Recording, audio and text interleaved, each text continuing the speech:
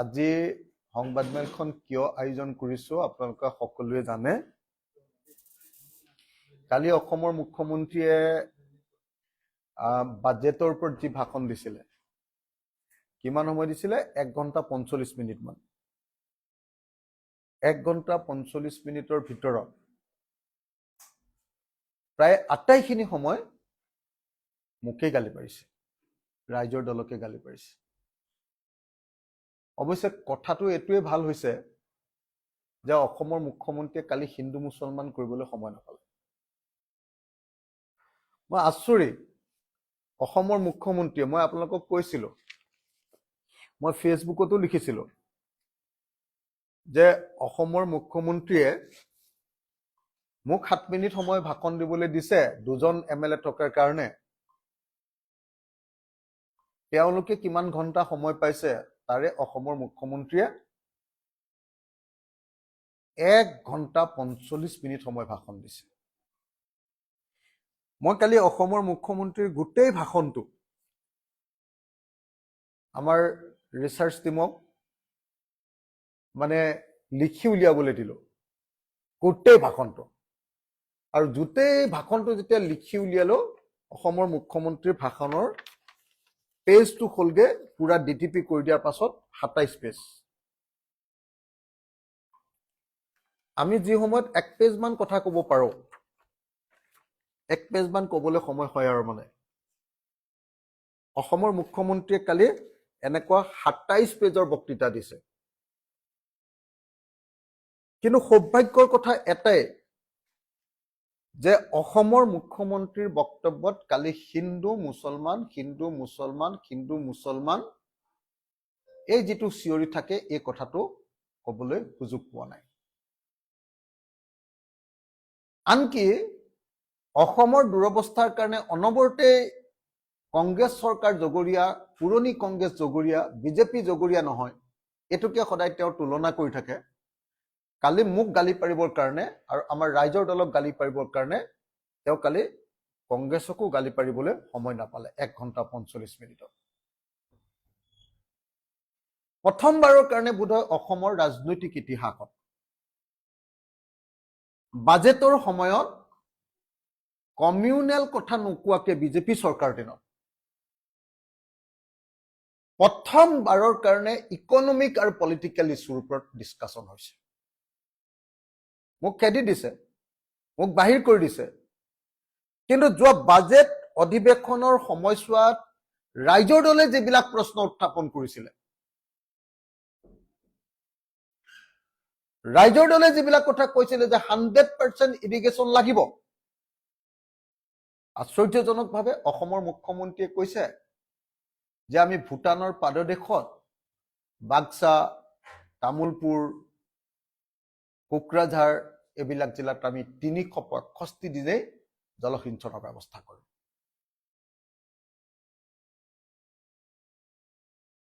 কালি তেওঁ বেলেগ কথা ক'বলৈ পোৱা নাই, তেওঁ একদম পঢ়া শুনা কৰি মুখস্থ কৰিবলগীয়া হৈছে।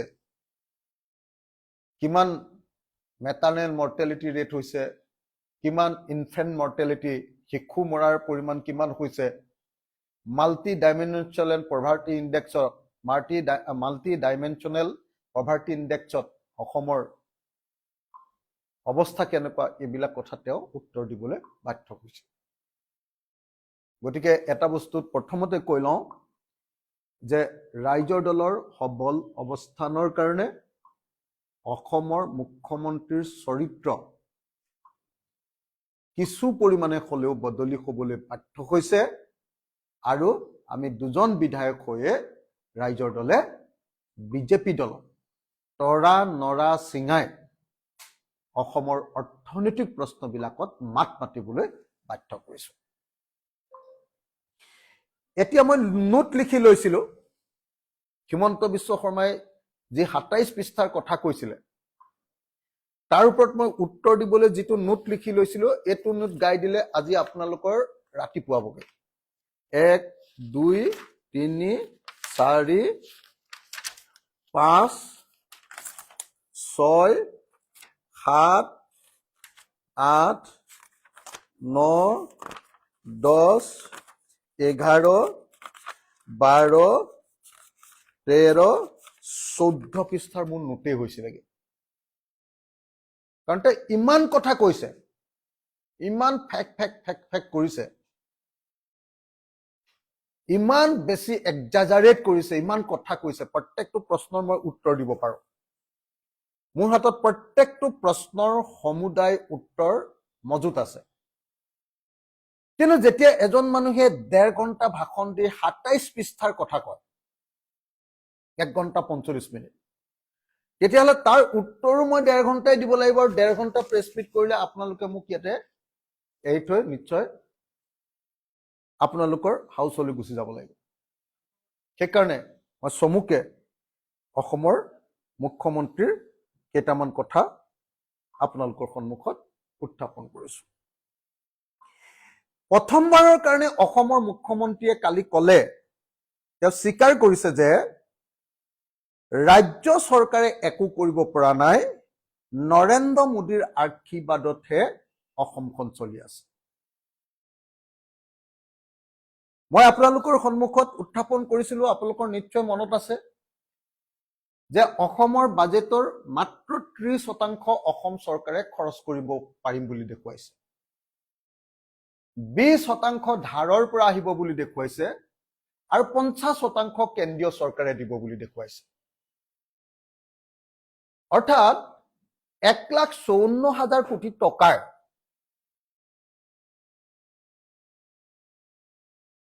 বেছিভাগ টকাই কেন্দ্ৰীয় চৰকাৰ আৰু ধাৰ 70% টকা কেন্দ্ৰীয় চৰকাৰ আৰু ধাৰৰ পৰা আহিব বুলি যে কৈছিল কালি অসমৰ মুখ্যমন্ত্ৰীয়ে সেটো স্বীকাৰ কৰিলে আৰু তেওঁ যে বিৰাট ফুলস্থুল কৰি কৈ আছিল যে আমাৰ সাংঘাতিক ইনকাম বাঢ়িছে আমাৰ ৰাজহ বাঢ়িছে অসমৰ সাংঘাতিক উন্নতি হৈছে এটো যে একো নহয় এটো যে কেৱল ভেকু ভাওনা আসলতে সেন্ট্ৰেল গভৰ্ণমেন্টৰ পৰা জিএসটিৰ পইচাটো ঘূৰাই পোৱাৰ কাৰণেহে সাংঘাতিক ধৰণৰ টেক্সেশন কৰিছে অসমৰ মানুহ ভাৰতৰ মানুহৰ ওপৰত গতিকে সেটো ঘূৰাই পোৱাৰ কাৰণেহে আৰু 20% মাৰ্কেটৰ পৰা ধাৰ লোৱাৰ কাৰণে যে আসলতে অসম আজিৰ দিনটোত চলি আছে আজি ঘোষণা কৰিছে তেখেতে কৈ আছিলে আপোনালোকৰ মনত পৰিছে চাগে কালি ভাষণত তেখেতে আগতে ফিটাহি মাৰি আছিলে এই আজিকালি আমাৰ দৰমহা পেনচন সব আমাৰ টকাৰে দিও কালি কি ক'লে কালি ক'লে অকল দৰমহাৰ টকাটো দিব পাৰিছো পেনচনটোৰ কাৰণে আমি সেন্ট্ৰেল গভৰ্ণমেন্টৰ পৰা টকা অহালৈ 10 তাৰিখলৈ ৰৈ থাকিব লাগে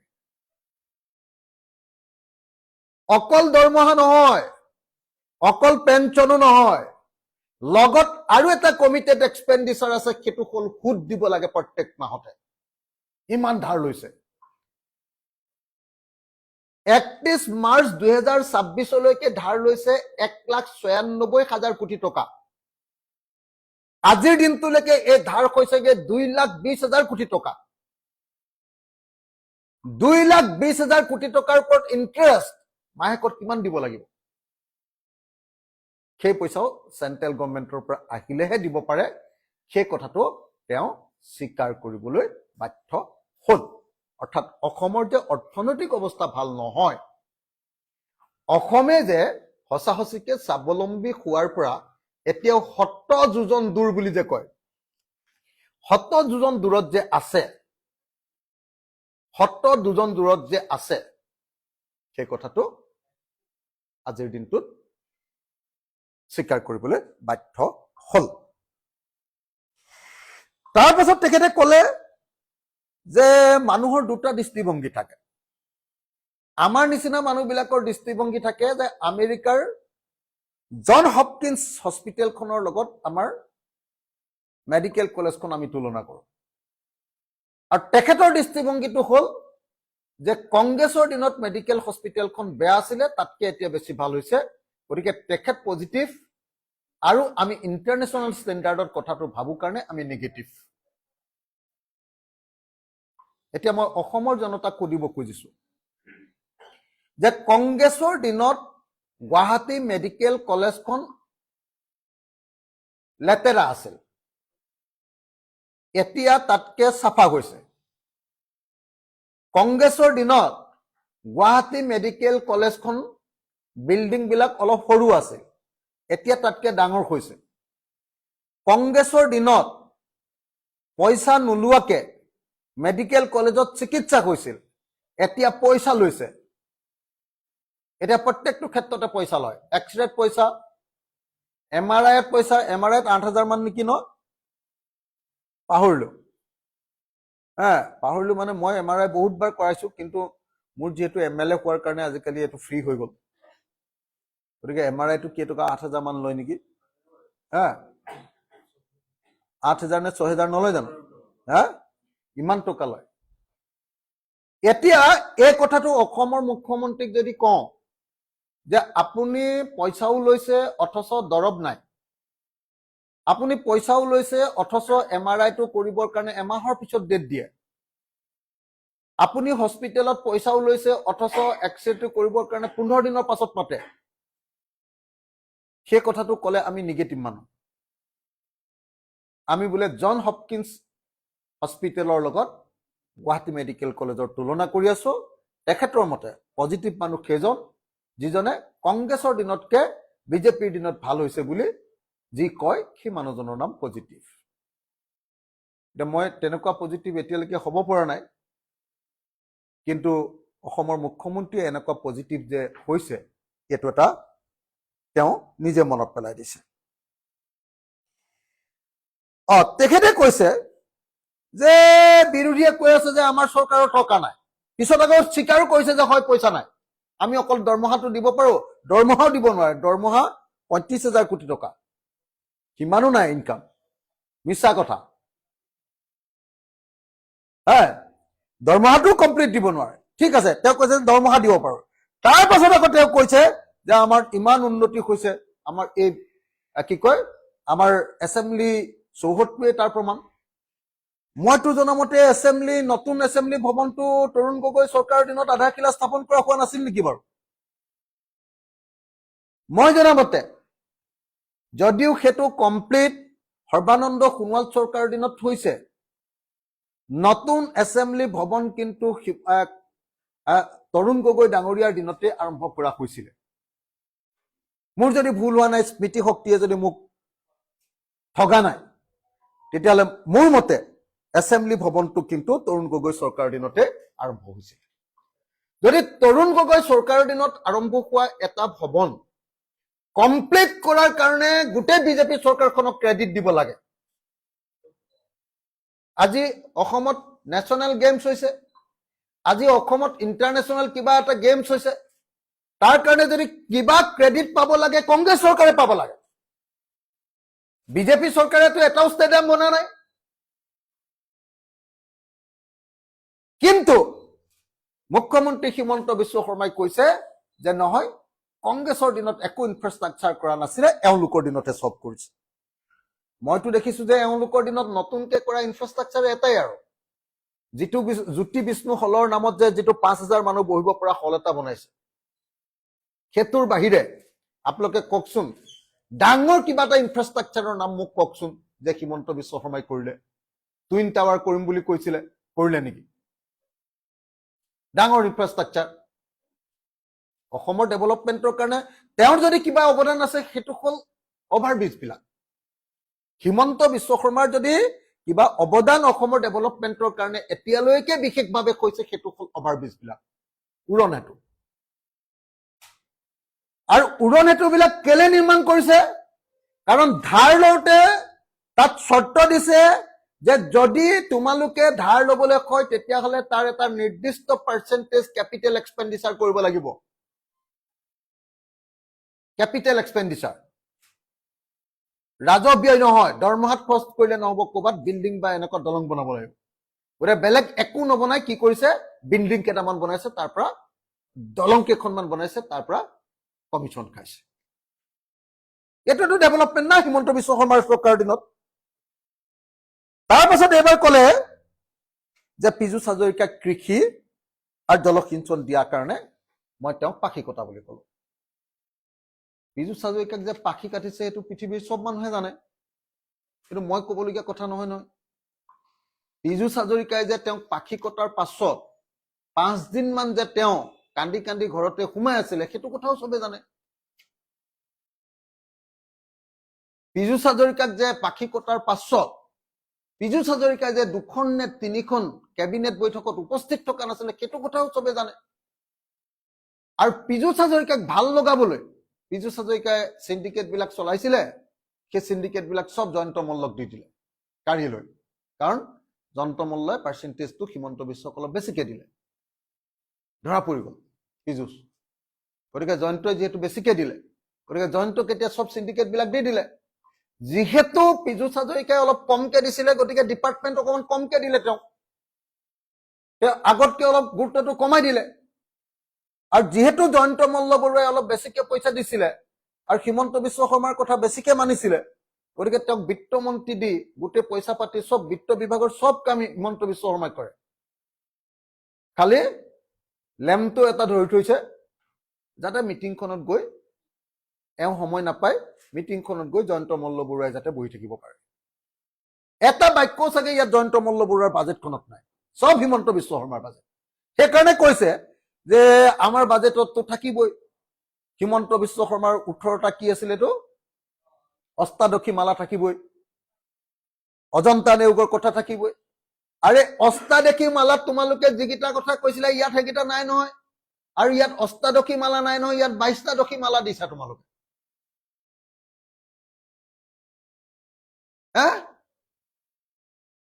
আগত যিকিটা কাম কৰিম বুলি কৈছিলা হেকিটা পাহৰিয়ে থাকিলা তোমালোকে নকৰিলে আৰু পীযুষ হাজৰিকা সকলোৱে জানে যে পীযুষ হাজৰিকাক পাখি কাটিছে সকলোৱে জানে যে পীযুষ হাজৰিকাক সিন্ডিকেটটো এৰুৱাই জয়ন্ত মল্ল বৰুৱা দিছে সেই কথাটো জানিবা মই পুনে পুনে কলো আৰু কলো কাৰণে এনেকুৱা ভয় খাইছে পীযুষ হাজৰিকাই বিদ্ৰোহ কৰে বুলি ভাবি পীযুষ হাজৰিকাই বিসম্বাদ কৰে বুলি ভাবি বেচেৰাই ভয়তে বিধানসভাত পীযুষ হাজৰিকাক আকৌ পিঠিত থপৰিয়াই মৰম কৰিবলগীয়া হৈছে না না পীযুষ তোকতো এনেকে কোৱা নাই বুলি পীযুষ হাজৰিকাক আকৌ মৰম কৰি পীযুষ হাজৰিকাক শান্ত কৰি কাৰণ জানে যে কামৰ মানুহ গোটেই বিধানসভাৰ গোটেই মন্ত্ৰীসভাখনত এজনে কামৰ মন্ত্ৰী আছে কাইলৈ বিপদত পৰিলে যদি হিমন্ত বিশ্ব শৰ্মাক কিবা এটা কামত সহায় কৰিব লাগে সেইজন অকল পীযুষ হাজৰিকা জয়ন্ত মল্ল বৰুৱাই অকল কথাৰ মহলাহে মাৰিব পাৰে গতিকে পীযুষ হাজৰিকাই কি কৰিছে বিধানসভাক প্ৰশংসা কৰি মোক আক্ৰমণ কৰিছে আৰে মইতো সঁচা কথাটো কোৱা মানুহ কমেই পীযুষ হাজৰিকাৰ পাখি কাটিছে সেইটো হয় পীযুষ হাজৰিকাৰ পৰা সিন্ডিকেটটো নি জয়ন্ত মল্ল বৰুৱাক দিছে সেইটো হয় পীযুষ হাজৰিকাৰ তাৰ কাৰণে 5 দিন কান্দিছে সেইটো হয় পীযুষ হাজৰিকাৰ তাৰ কাৰণে 2 দিন নে 3 দিন কেবিনেটলৈ যোৱা নাই সেইটো হয় আৰু পীযুষ হাজৰিকাই বুজি পাইছে যে হিমন্ত বিশ্ব শৰ্মাৰ লগত থাকিলে তেওঁৰ কোনো ফিউচাৰ নাই এতিয়া জয়ন্ত মল্ল বৰুৱাকে তুলি আনিছে গতিকে পীযুষ হাজৰিকাই কেতিয়াবা বিসম্বাদো কৰিব পাৰে এটোও হয়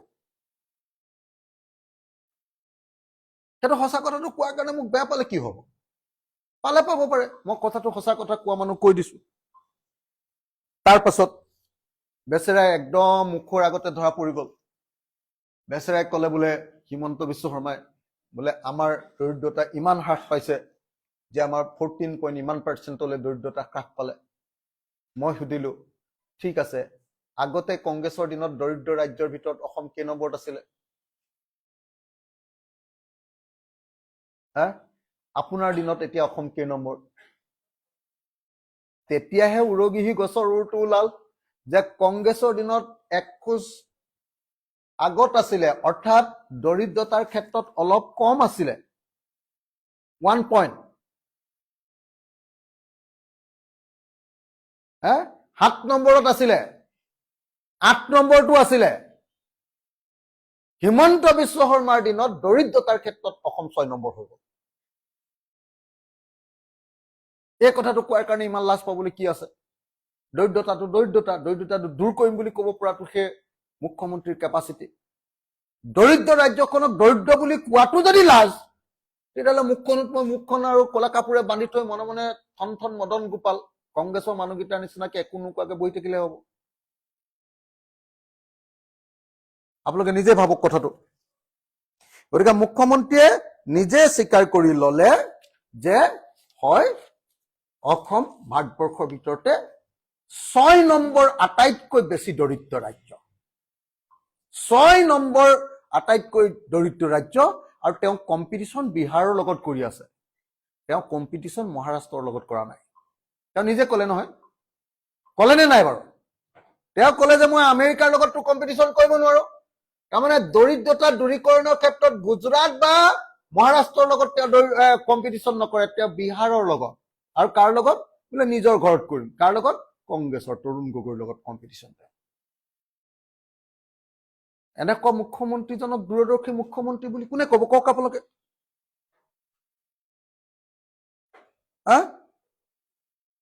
তাৰ পাছত এইবাৰ ক'লে আৰু একদম ডাঙৰ থিয়ৰী উলিয়াই দিলে, বোলে পৃথিৱীত দৰিদ্ৰতা হ্ৰাস কৰাৰ আটাইতকৈ ডাঙৰ থিয়ৰীটোৰ নাম DBT, ডাইৰেক্ট বেনিফিট ট্ৰেন্সফাৰ। মানে কি?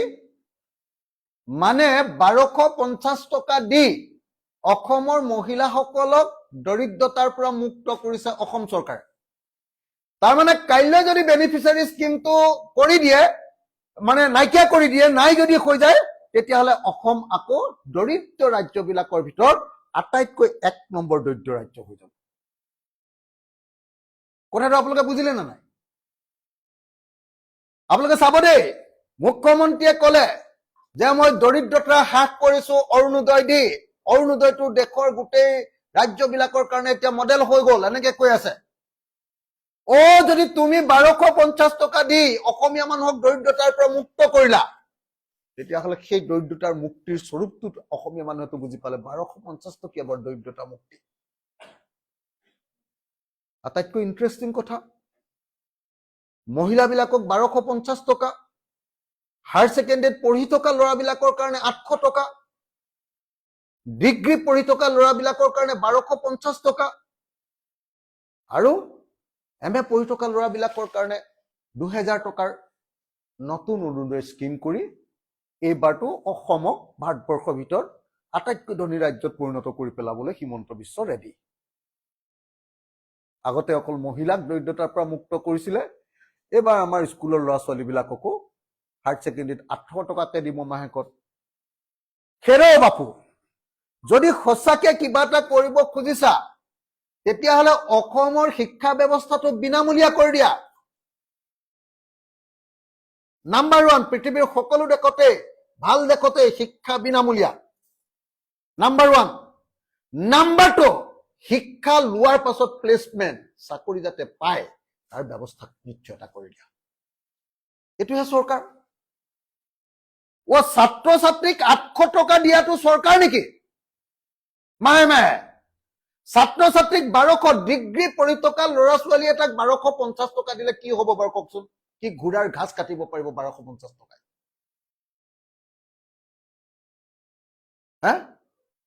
কথাটো আপোনালোকে গম পাইছে নে নাই? আচল কথাটো হ'ল, অসমৰ হায়াৰ ছেকেণ্ডেৰী, অসমৰ কলেজ আৰু ইউনিভাৰ্চিটিলে ল'ৰা ছোৱালী আজিকালি ক্লাছ কৰিবলৈ নহা হৈ গ'ল। কেলে? হায়াৰ ছেকেণ্ডেৰীত 25টা আপোনাৰ কি কয় কাৰিকৰী বিষয় দিলে, তাত মাষ্টৰে নাই, ক্লাছৰুমে নাই, পাঠ্যক্ৰমে নাই।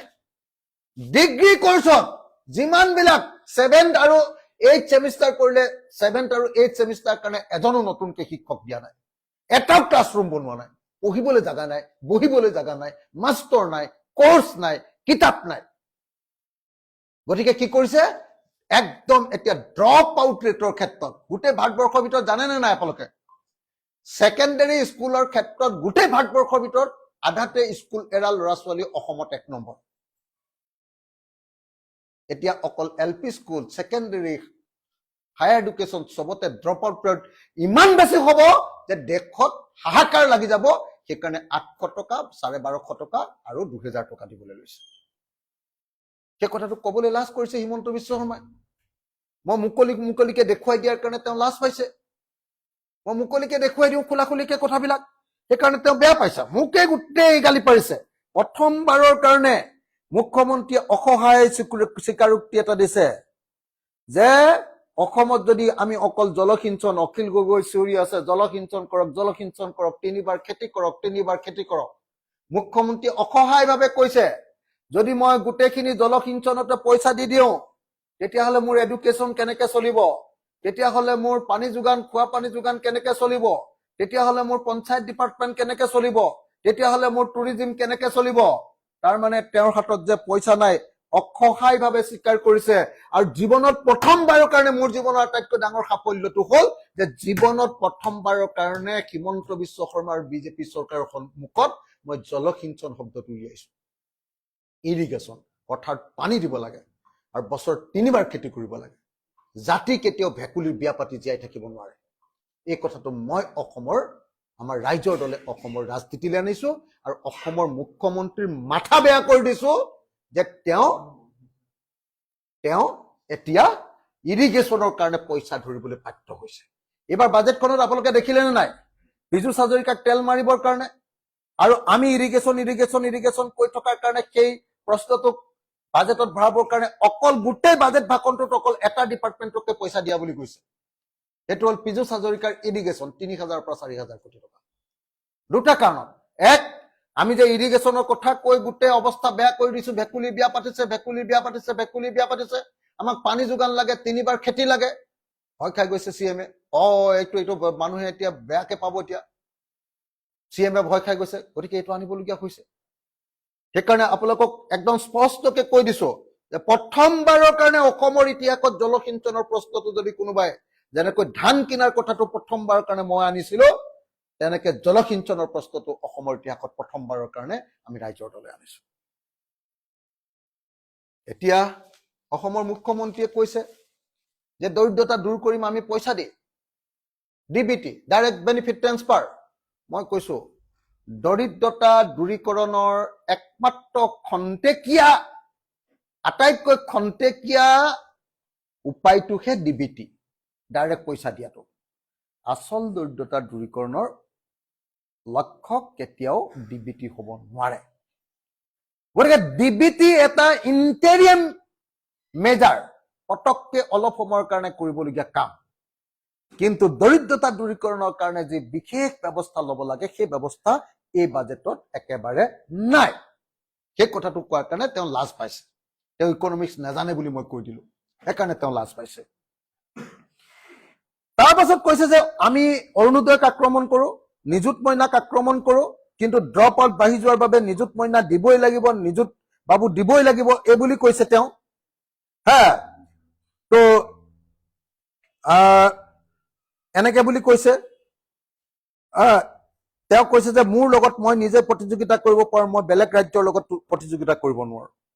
এইবিলাক কি কম কওক, মইতো জীৱনত কেতিয়াও অৰুণোদয় দিব নালাগে বুলি কোৱা নাই। বৰং আমি ৰাইজৰ দলে কৈ আছো যে অসমৰ প্ৰত্যেকগৰাকী মহিলাক একগৰাকীও বাকী নথকাকে সকলোকে অৰুণোদয় দিব লাগে। আধাক দিছে, আধাক দিয়া নাই, ব্লেকমেইল, এইটো কৰিব নালাগে। 2, 1250 টকা নহয়, মিনিমাম 3,000কে দিব লাগে বুলি আমিহে কৈ আছো, আনটো কোনেও কোৱা নাই। আমি অৰুণোদয়ৰ বিৰোধিতা কৰা নাই, আমি নিযুত মইনাৰো বিৰোধিতা কৰা নাই, আমি নিযুত বাবুৰো বিৰোধিতা কৰা নাই, কিন্তু নিযুত বাবু, নিযুত মইনা আৰু অৰুণোদয় দি দেশৰ অৰ্থনৈতিক অৱস্থা বদলাব নোৱাৰে, দৰিদ্ৰতা হ্ৰাস কৰিব নোৱাৰে, আৰু 800 টকা দি ল'ৰা ছোৱালীক সদায় স্কুললৈ আনিব নোৱাৰে, যদিহে সঁচা সঁচিকে ইনফ্ৰাষ্ট্ৰাকচাৰ ভাল স্কুল আৰু স্কুলৰ পৰা পঢ়ি গৈ যদি চাকৰি নাপায়, পৃথিৱীত 800 টকাত কোনো স্কুললৈ আহি নাথাকে। এই কথাটো কোৱাটো মোৰ অপৰাধ নেকি? আপোনালোকে নিজে কওক। এই কথাটো যদি কোৱাটো মোৰ অপৰাধ, তেতিয়াহ'লে মই অপৰাধী আৰু তেতিয়াহ'লে মই অপৰাধী।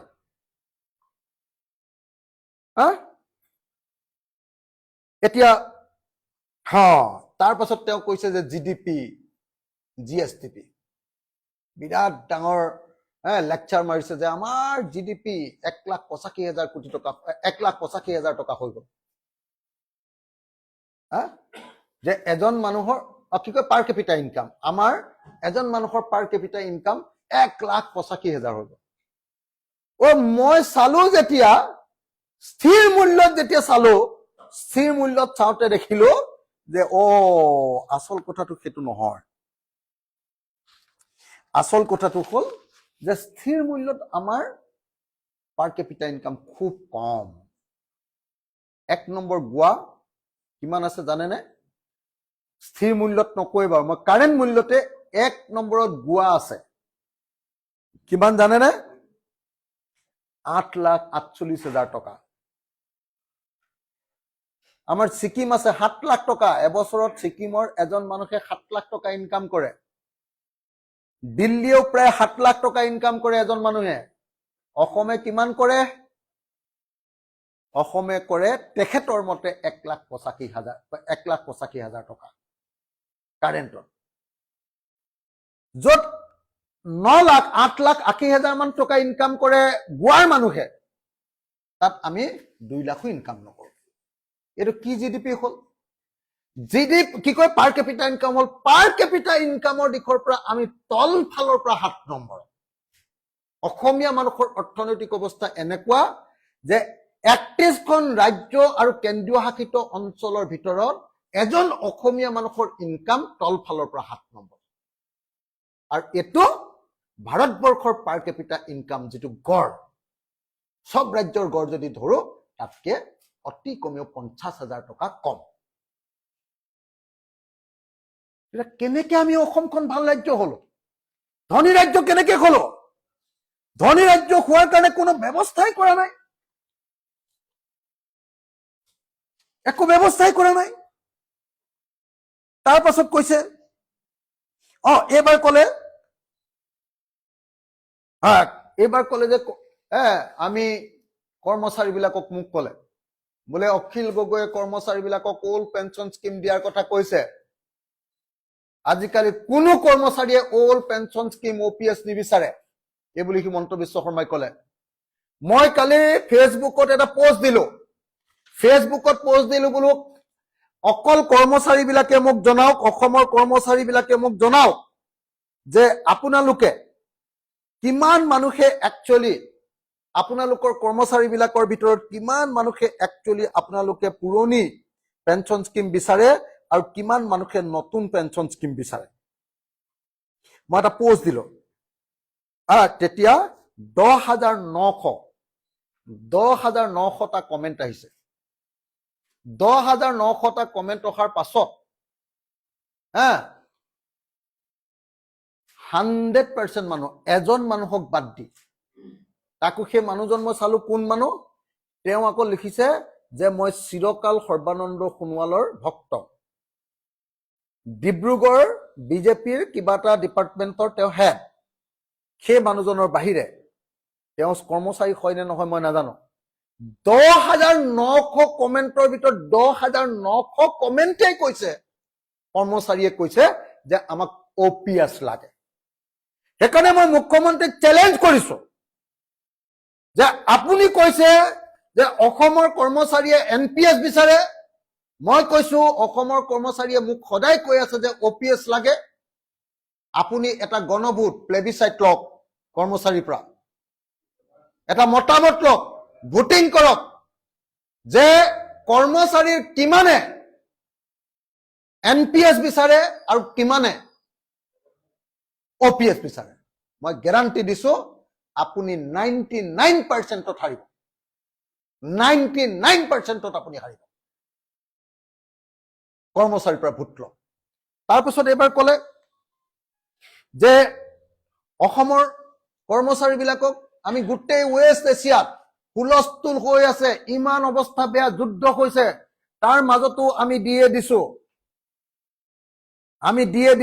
ডিয়াৰনেছ এলাউন্স দিছো, মৰগীয়া বানচ দিছো, আমাৰ কিমান ডাঙৰ কেপাচিটি।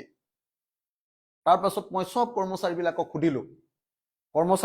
সুধিলো, বিত্ত বিভাগৰ মানুহক সুধিলো, সবে ক'লে যে ইতিহাসত প্ৰথমবাৰৰ কাৰণে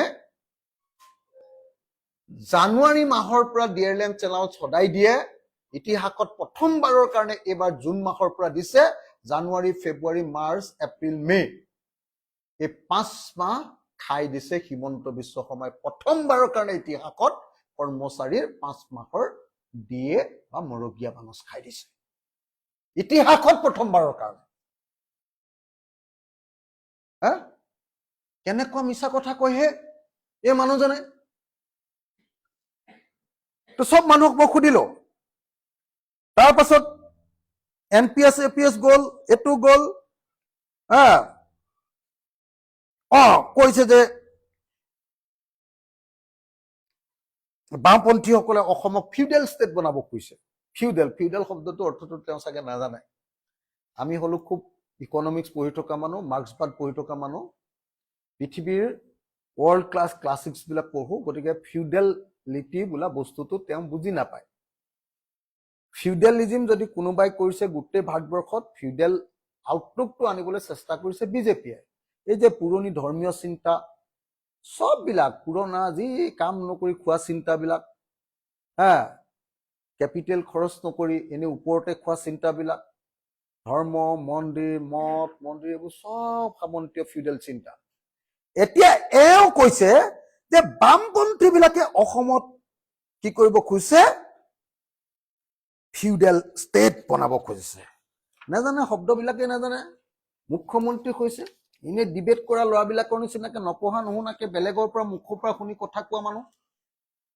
না ফিউডেলিজিম কাক কয়, না ট্ৰাইবেলিজিম কাক কয়, না স্লেভাৰী কাক কয়, না কেপিটেলিজিম কাক কয়, না অন্য ছচিয়েলিজিম কাক কয়, না মাৰ্ক্সিজিম কাক কয়, না কমিউনিজিম কাক কয়। এটা তেওঁ হেৰি নাজানিব, এটা সূত্ৰ সংজ্ঞা নাজানিব। একবাৰ জীৱনৰ কাৰণে চাগে এখনো আজিলৈকে ক্লাছিক পঢ়ি পোৱা নাই জীৱনত, ইণ্টাৰনেশ্যনেল ক্লাছিক চাগে জীৱনত পঢ়ি পোৱা নাই, এখন ইকনমিক্সৰ ভাল কিতাপ চাগে আজিলৈকে পঢ়ি পোৱা নাই জীৱনত। খালি লোকৰ পৰা শুনা কথা আৰু অভিজ্ঞতাৰ ওপৰত ভিত্তি কৰি অকল কথা কৈ থাকে। তাৰ পাছত আকৌ কয় বোলে বামপন্থী বিলাকে আমি যে আন্দোলন কৰি আছো, আমি যে মাত পাতি আছো, আমি বোলে ৰাজ্যখন ফিউডেল ষ্টেটত বনাব খুজিছো, তেওঁ বোলে একদম আধুনিক ষ্টেট বনাব খুজিছে। তাৰপিছত এইবাৰ কলে, মোৰ ওপৰত একদম ডাইৰেক্টলি কলে বোলে অখিল গগৈ এইবাৰ জিকিছে প্ৰত্যেকটো নামঘৰত 1.5 লাখ টকা দি। কালি লেখোচোন বাপু, তুমি নিজে কৈ আছিলা বোলে অখিল গগৈক মইহে জিকাইছো। কৈছিলে নে নাই আপোনালোকে মনত পেলাওকচোন। হিমন্ত বিশ্ব শৰ্মাই স্পষ্টকে মোৰ ওপৰত সন্দেহ আনিবৰ কাৰণে, যিহেতু মই স্পষ্টকে ধৰো, গবা মাৰি ধৰো, বগৰাই দিওঁ, আৰু হিমন্ত বিশ্ব শৰ্মাই মোৰ হাতৰ একদম খেতি কৰা হাতৰ পৰা ওলাই পলাই যাব নোৱাৰে। বুঢ়াৰ হাতত চেঙেলি পৰা বুলি যে কয়, একদম বুঢ়াৰ হাতত চেঙেলি পেলাই ধৰি দিওঁ যে মই পলাব নোৱাৰা কৰি দিওঁ। সেইকাৰণে মোক ইমান দিন তেওঁলোকে কৈ আছিলে যে মোক বিজেপিয়ে জিকাইছে। হিমন্ত বিশ্ব শৰ্মাই বোলে মোক জিকাবৰ কাৰণে শিৱসাগৰত বোলে হেৰি কৰিবলৈকে যোৱা নাই, কেম্পেইন কৰিবলৈকে। এইবাৰ আকৌ কলে বোলে মই শিৱসাগৰত জিকিছো চব নামঘৰ বিলাকত 1.5 লাখ টকা দি। 1.5 লাখ টকা দিছো। সেইবিলাক মোৰ পকেটৰ পইচা নহয়, সেইবিলাক অসম দৰ্শনৰ টকা। অসম চৰকাৰৰ পৰা যোৱা যিবিলাক 1.5 লাখ টকীয়া, যিটো 1.5 লাখ টকীয়া যিটো চেক, সেই চেকটো তেওঁ মোৰ এগেইনষ্টত খেলা, মই MLA তাৰ, মোৰ এগেইনষ্টত খেলা এই চালফাটো কি নাম আছিলে, জয়ন্ত হাজৰিকা ওৰফে কুশল দুৱৰীক দিব কৈছিলে। মই ডিচিক ধমকি লগাই, মই MLA থাকোতে ইয়াত কোনে 1.5 লাখ টকাৰ চেক চালফাই বিলাব পাৰিব, ধমকি লগাই মই সব বিলাক হেৰি লৈ আহিলো, চেক লৈ আহিলো, মই নিজে বিলালো। সেইটোতে তেওঁ মাথাটো গৰম। এতিয়া বাহিৰত প্ৰচাৰ কৰি দিছে বোলে অখিল গগৈ বোলে গোটেই হেৰি কৰি দিলে, 1.5 লাখ টকা দি দিলে, কেছত দিয়া বুলি কৈছে। যদি কেছত দিছে, যদি তেওঁ কৈছে যে এইটো কাৰণে মোক বোলে কোনোবাই স্পন্সৰ কৰিছে, যদি স্পন্সৰ কৰিছে তেওঁ মতেতো আচলতে তেওঁৱে মোক জিকাইছে, তেতিয়াহ'লে তেওঁৱে স্পন্সৰ কৰিছে মোক। তেওঁতো নিজে কৈছিলে, হয় নে নহয় কওক? কৈছিলে নে নাই আপোনালোকৰ মনত পেলাওক না ভাই, চবেই মনত পেলাওক না এটা কথা। তেওঁলোকে মোক ইমান দিন কৈ আছিলে যে অখিল গগৈক বিজেপিয়ে জিকাইছো, অখিল গগৈ হিমন্তই জিকাইছো। এতিয়া কৈছে যে অখিল গগৈ কেছত 1.5 লাখ দিছে। তুমিয়ে দিছিলা পইচাটো, তেতিয়াহ'লে কেছতটো তুমিয়ে ফচিবা তেতিয়াহ'লে। এবাৰ গছত গৰু উঠা কথা কৈ অসমৰ মানুহক বুৰ্বক বনাব খুজিছে। তাৰপাছত অৰুণাচলৰ নদী বান্ধৰ কাৰণে বোলে 30,000 মেগাৱাটৰ বিজুলী উৎপাদন কৰিব, তাৰ কাৰণে অৰুণাচল 1 নম্বৰ ৰাজ্য হৈ যাব, আমি অৰুণাচলৰ লগতো কম্পিটিশ্যন কৰিব নোৱাৰিম। হেৰ' বাপু, বুজি নোপোৱা, তোমাৰ মাথাটোৰে এইটো ঢুকি পোৱা নাই। অৰুণাচলত যদি এডাল গছৰ পাতটো নদীত পৰে সেইটো আমাৰ ব্ৰহ্মপুত্ৰতে পৰে। অৰুণাচলত যিমানবিলাক নদী বান্ধ বন্ধাব অসম ধ্বংস হৈ যাব। গতিকে অৰুণাচলৰ নদী বান্ধ হয় বন্ধ কৰা, নহলে অৰুণাচলৰ নদী বান্ধবিলাক অসমৰ ক্ষতি নোহোৱাকে বনাবলৈ ব্যৱস্থা কৰা, যিটো কৰি আমি নামনি সোৱণশিৰি জলবিদ্যুৎ প্ৰকল্পৰ গোটেই ষ্ট্ৰাকচাৰ বদলাই দিছো আন্দোলন কৰি। দম আছে এইটো আমাৰ।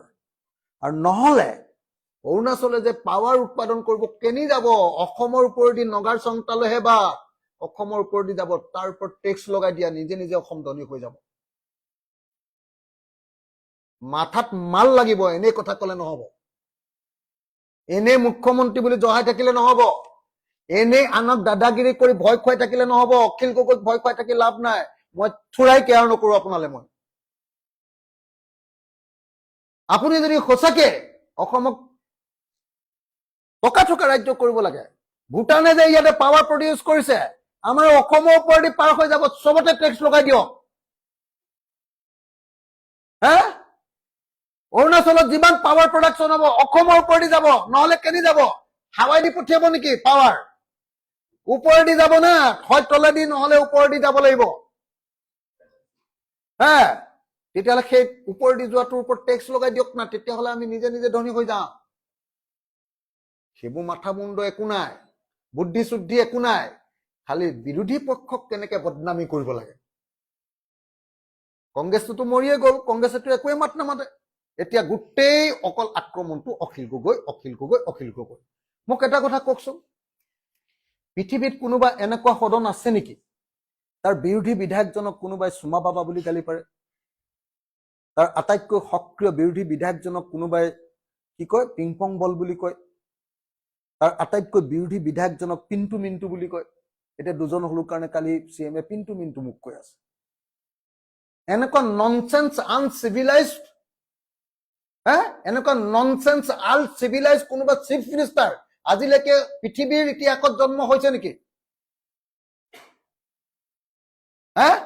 এনেকুৱা কোনোবা ৰাজনৈতিক দল জন্ম হৈছে নেকি যি ৰাজনৈতিক দলৰ বিধানসভাৰ আটাইতকৈ সক্ৰিয় বিৰোধী বিধায়কজন, যিজনে তেওঁলোকৰ কলিজা কপাই দিব পাৰে, সেই বিধায়কজনক তেওঁলোকে ইনচাল্ট কৰিবৰ কাৰণে এশ দুজন সদস্য আছে কাৰণে, আমি মাত্ৰ দুজন সদস্য আছো কাৰণে কেতিয়াবা চুমা বাবা নাম দিছে, কেতিয়াবা পিংপং বল নাম দিছে, কেতিয়াবা কি পিন্টু মিন্টু নাম দিছে, আৰু কিমানটা যে দিছে মই নাজানো।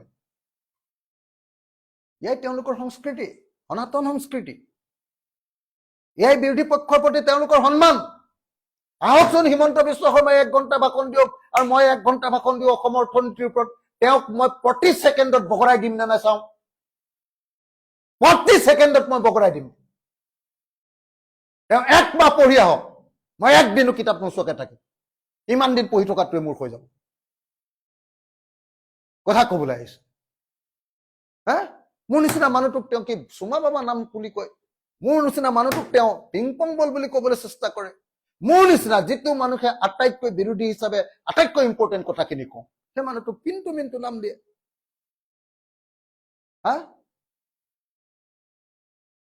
গতিকে স্পষ্টকে কৈছো, আনচিভিলাইজ অসভ্য মানুহৰ সমাহাৰ ঘটিছে বিধানসভাত। অসভ্য আনচিভিলাইজ মানুহৰ সমাহাৰ ঘটিছে, যাৰ কোনো ষ্টেণ্ডাৰ্ড নাই, কেৱল খিকি কৰিব জানে, কেৱল ইনচাল্ট কৰিব জানে, কেৱল গালি পাৰিব পাৰে। মোৰ কালি মন চন খুব বেয়া। বিধানসভাৰ পৰা অকল খেদা খোৱাৰ কাৰণে বেয়া নহয়, তেওঁলোকৰ যি ব্যৱহাৰ, এই ব্যৱহাৰৰ কাৰণে সাংঘাতিক বেয়া। তাৰ পাছত আৰু কি কথা কৈছে, প্ৰত্যেকটো কথাৰে উত্তৰ আছে। এই পাৰিব নেকি আমাৰ লগত? আহকচোন। তাৰ পাছত তেওঁ কলে কি কয়, কণী চিণ্ডিকেট। কালিটোতো খোলা খুলি আপোনালোকে এইটো বাতৰি প্ৰচাৰ কৰিব দেই। এইটো কিন্তু স্পষ্টকে আপোনালোকে প্ৰচাৰ কৰিব প্লিজ। কালি অসমৰ ইতিহাসৰ প্ৰথম ঘটনা ঘটিছে। অসমৰ মুখ্যমন্ত্ৰীয়ে কালি অসমত ঘোষণা কৰিছে যে হয় শ্ৰীৰামপুৰত চিণ্ডিকেট চলাই থকাটো হয়। তেওঁ 2টা শব্দ কৈছে যে শ্ৰীৰামপুৰত আমাৰ টেক্স লয়। তাৰপিছত তেওঁ কৈছে যে এতিয়া ইলিগেল টেক্স লৈ আছে, আমি ভৱিষ্যতে চৰকাৰী টেক্সে লগাই দিম। তাৰমানে কি তেওঁতো ক্লিয়াৰলি তাত কালি স্বীকাৰ কৰিলে যে হয় তাত ইলিগেল গুণ্ডা টেক্স চিণ্ডিকেট চলাই থকাটো হয়। মই যে হিমন্ত বিশ্ব শৰ্মাৰ ফটোখন আঁকিছিলো, ছবিখন আঁকিছিলো, আপোনালোকৰ মনত আছেনে নাই? এই যে শ্ৰীৰামপুৰ গেটৰ পৰা যে এনেকে এনেকে এনেকে এনেকে পইচাবিলাক উৰি উৰি আহি আছিলে, দেখিছিলে নাই? মেচিনত এনেকে এনেকে তলত কি কয় জয়ন্ত মল্লবৰুৱাই পইচা তুলি আছিলে ট্ৰাকৰ পৰা, দেখিছিলে নাই আপোনালোকে? গাহৰি ট্ৰাকৰ পৰা, মাছৰ ট্ৰাকৰ পৰা, ব্ৰইলাৰ মুৰ্গীৰ ট্ৰাকৰ পৰা, মহৰ ট্ৰাকৰ পৰা সেই পইচাটো জয়ন্ত মল্ল আৰু হাগ্ৰামাই সেইটো যে হেৰিয়াত দি আছিলে, হিমন্তৰ সেই হেৰিখনত পেলাই দি আছিলে। এই ইণ্ডাষ্ট্ৰী বিলাকত যেনেকে লাইমষ্টোনটো ইয়াতে পেলাই দিয়ে, তাত গৈ সেই চিমেণ্টৰ ফেক্টৰীটোত পৰেগে যে এখন এনেকে এনেকে এনেকে এনেকে গৈ, সেইটো মই দেখুৱাইছিলো নহয়, আপোনালোকৰ মনত আছে নিশ্চয় অসমবাসী ৰাইজৰ।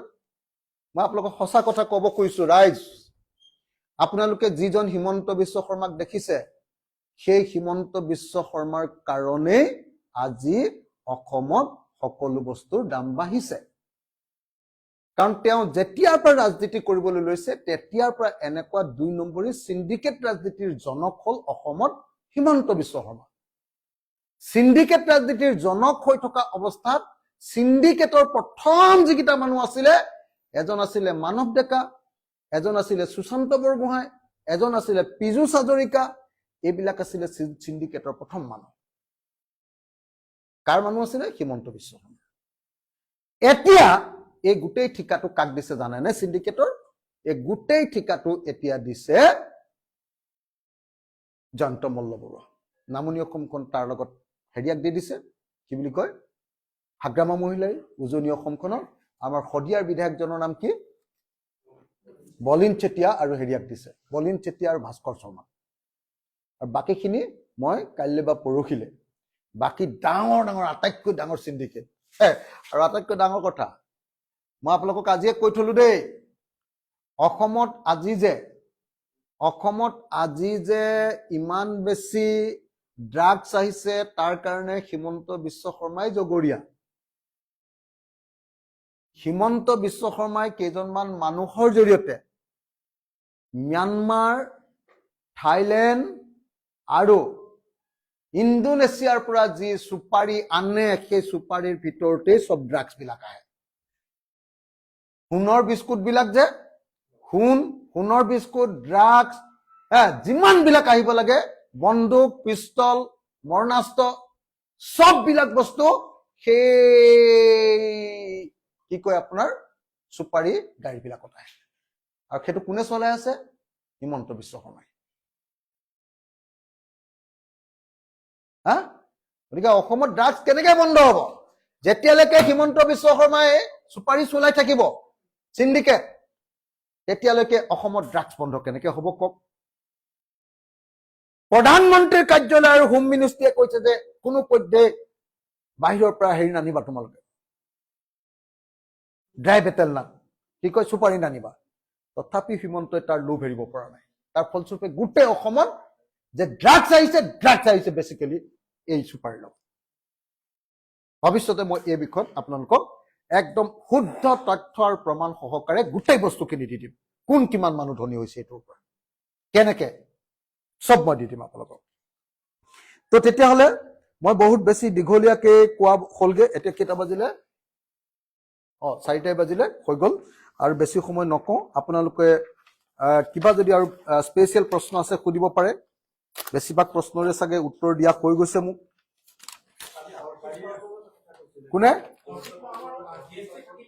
কোনে কৈছিলে? জয়ন্ত মল্লবৰুৱাৰ কথা মোক কবলৈ এতিয়া ইমান মন নাই। মানে মই আপোনাক কৈছো, মই আজি চিফ মিনিষ্টাৰ উত্তৰটো দিছো, জয়ন্ত মল্লবৰুৱাৰ কথা মই পিছত কম দিয়ক। এইটো ভেলু নাইকিয়া মানুহ, এইটো থাৰ্ড ক্লাছ ভেলু নাইকিয়া চিণ্ডিকেট মাষ্টৰ। জীৱনত কিবা এটা পাইছে, কাৰোবাৰ অনুগ্ৰহত ভৰিত ধৰি। এই মানুহটোৰ বিষয়ে মোৰ ইমান কথা কৈ থাকিবলৈ মন নাই। ইমান চাব ষ্টেণ্ডাৰ্ড মানুহ, না কিবা এটা জানে, না কিবা এটা পঢ়ে, না কিবা এটা অভিজ্ঞতা আছে, না কিবা এটা ফিল্ড ষ্টাডি কৰে। এনেই লোকে কোৱা কথাৰ ওপৰত ভিত্তি কৰি ইহঁতি কথা কয়। গতিকে মই খালি এটা বস্তুত ব্যতিব্যস্ত। মই সঁচাকে কৈছো আপোনালোকক, এটা বস্তুত ব্যতিব্যস্ত। মই অসমৰ এটা নতুন মডেল হিচাপে কাজিৰঙা অৰ্কিড পাৰ্কখন বনাইছিলোঁ। অসমৰ চাগে আজিৰ দিনটোৰ আটাইতকৈ ডাঙৰ কোঅপাৰেটিভ ছ'চাইটিখন কাজিৰঙা অৰ্কিড পাৰ্কখন। উত্তৰ পূৰ্বাঞ্চলৰ আটাইতকৈ বেছি টুৰিষ্ট অহা জেগাটোৱে হ'ল কাজিৰঙা অৰ্কিড পাৰ্ক। উত্তৰ পূৰ্বাঞ্চলৰ আটাইতকৈ বেছি টুৰিষ্ট আহে। আৰু অসমৰ একমাত্ৰ ঠাইত য'ত ৰাতিপুৱাৰ পৰা গধূলিলৈকে সদায় বিহু দেখুওৱা হয়, সদায় মিচিঙৰ গুমৰাগ দেখুওৱা হয়, সদায় কাৰ্বিৰ বেম্বো ডেন্স দেখুওৱা হয়, আৰু বড়োৰ বাগৰুম্বা দেখুওৱা হয়, সত্ৰীয়া নৃত্য দেখুওৱা হয়। অসমৰ আৰু কোনো জাগা নাই চৰকাৰী বেচৰকাৰী য'ত অসমীয়া সংস্কৃতিৰ 24 ঘণ্টীয়া প্ৰদৰ্শনী হয়। বাকী কথা বাদেই দিলো মই। গোটেই অসমৰ হোটেলবিলাক ঘূৰি চাওক, কাজিৰঙা অৰ্কিড পাৰ্কৰ নিচিনা নিৰহি পানী অসমীয়া খাদ্য ক'ৰবাত পাব যদি মোক কওক।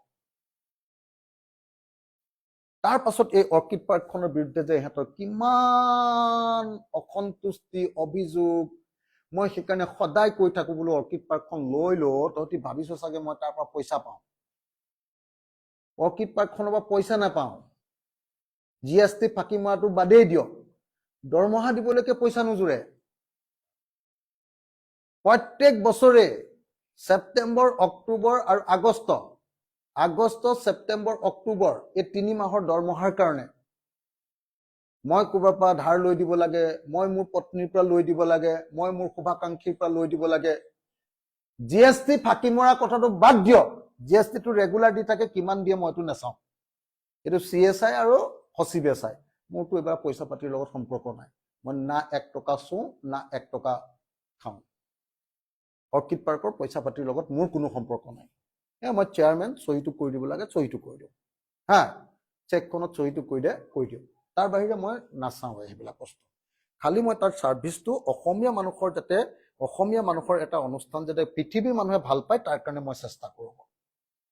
এইখনক লৈ যিমান অসন্তুষ্টি, মই হিমন্তক যদি লাগে হিমন্তকে দি দিওঁ, হিমন্তৰ ঘৈণীয়েকক লাগে যদি ঘৈণীয়েককে দি দিওঁ, যদি জয়ন্তক লাগে মই জয়ন্তকে দি দিওঁ, যদি পীযুষক লাগে মই পীযুষকে দি দিওঁ। মোক জাষ্ট এখন চিঠি দিয়ক,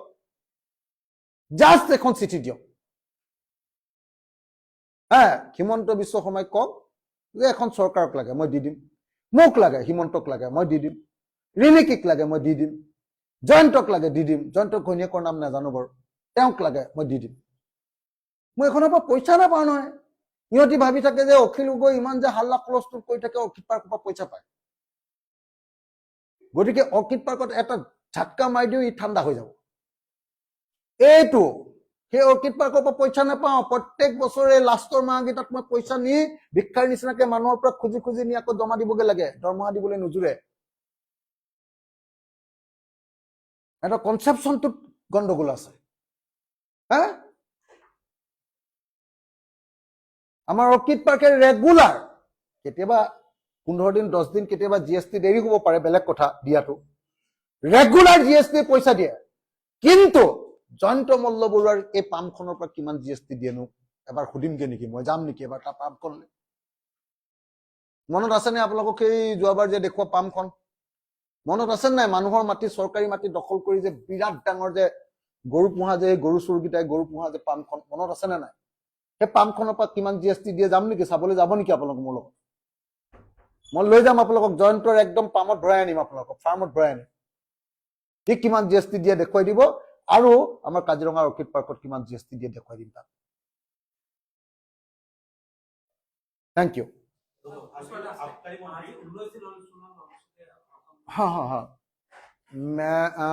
मैं हिंदी কৈ দিওঁ দেই, এইটো হিন্দীটো বেয়া তথাপি কৈ দিওঁ।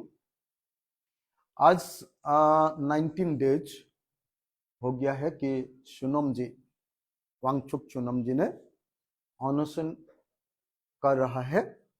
19 डेज हो गया है। आज 19 डेज सिर्फ और सिर्फ भारतीय लोगों के लिए, भारतीय स्टूडेंट्स के लिए सोनम वांगचुक जी ने अनशन कर रहा है। अभी सुन रहा हूं कि सोनम जी का हालत बहुत बिगड़ गया है, उसका तबीयत बहुत बिगड़ गया है। हो सकता है सोनम जी का कुछ बुरा खबर भी आ सकता है। इसीलिए मैं डिमांड करता हूं गवर्नमेंट ऑफ इंडिया को, खास करके प्राइम मिनिस्टर मोदी जी को, मोदी जी जल्दी से जल्दी सोनम जी और कॉकरोच जनता पार्टी का साथ डिस्कशन कर लीजिए और डिस्कशन करके धर्मेंद्र जी को, इंडिया का जो शिक्षा मंत्री है धर्मेंद्र जी को जल्दी से जल्दी हटा दीजिए, बर्खास्त कीजिए। सोनम जी जो कर रहा है ये लोगों के लिए कर रहा है। सोनम जी जो आवाज उठा रहा है हम लोग के लिए, स्टूडेंट्स के लिए, यूथ के लिए उठा रहा है। मैं आसाम का एक एमएलए बन के और आसाम का एक रीजनल पार्टी का प्रेसिडेंट होके मैं सोनम जी को हार्दिक स्वागत जनाता हूं, स्वागत करता हूं और प्राइम मिनिस्टर मोदी जी को जल्दी से जल्दी डिस्कशन करने के लिए डिमांड करता हूं और इस इशू को खत्म करने के लिए गवर्नमेंट ऑफ इंडिया कुछ करने के लिए मैं विनती करता हूं, मैं दावी करता हूं, मैं डिमांड करता हूं। सोनम जी का कुछ हो जाएगा तो हम लोग कभी शांत नहीं होंगे। सोनम जी का कुछ हो जाएगा तो सारा इंडिया जल जाएगा, सारा इंडिया का लोग रास्ते पर आ जाएगा। इसीलिए मैं प्रधानमंत्री जी को बार बार रिक्वेस्ट कर रहा हूं, डिमांड कर रहा हूं कि जल्दी से जल्दी सोनम जी और सीजेपी का साथ बातचीत करके इस समस्या का समाधान कर लीजिएगा। Thank you. বিজেপি চৰকাৰৰ দিনত একজাত দুখন বিলাতী খুৰা বিপণী 924খন দেশীয় খুৰা বিপণী আৰু 929খন বাৰৰ অনুজ্ঞাপত্ৰ দিয়া হৈছে। গোটেই বিষয়টো মানে বিজেপি চৰকাৰে সঁচাকে কৈছো অকল যদি কৰবাৰ পৰা ৰেভিনিউ পাইছে সেইটো হ'ল মদ বিক্ৰী, বিলাতী মদ বিক্ৰী। সেইকাৰণে তেওঁলোকে সদায় চুলাই মদৰ বিৰুদ্ধে কয়। একেই 2 নম্বৰী মদ, সব অৰুণাচলী মদ বিক্ৰী কৰি আছে, 2 নম্বৰী মদ। হা, তো বেলেগৰ পৰা অহা ব্ৰেণ্ডেড মদো আছে, কিন্তু মদ খুৱাই যি জাতিৰ পৰা ৰেভিনিউ ল'ব খোজে আৰু মদৰ দোকান খোলাটোৱে যাৰ জীৱনৰ লক্ষ্য, যি অসম চৰকাৰৰ একমাত্ৰ এতিয়া ৰেভিনিউ আৰ্নিং আটাইতকৈ ডাঙৰ চ'ৰ্চ এটাই এক্সাইজ ডিউটি, মদৰ ওপৰত টেক্স আৰু 2 নম্বৰ পেট্ৰল আৰু ডিজেলৰ ওপৰত টেক্স। এই দুটা এক্সাইজ ডিউটিৰ বাহিৰে আন একোৱেই নাই। গতিকে মই দাবী জনাওঁ যে অসমত নতুন মদৰ মহল, নতুন মদৰ বাৰ, নতুন মদৰ যিমানবিলাক লাইচেন্স দিছে এইবিলাক বাতিল কৰিব লাগে আৰু অসমক ড্ৰাই ষ্টেট ঘোষণা কৰিব লাগে, মদমুক্ত কৰিব লাগে আৰু অকল ৰাজহ আৰ্জনৰ নামত এটা জাতিক এনেকৈ মাৰিবলৈ লোৱাটো কেতিয়াও মানি ল'ব নোৱাৰে। থেংক ইউ দেই।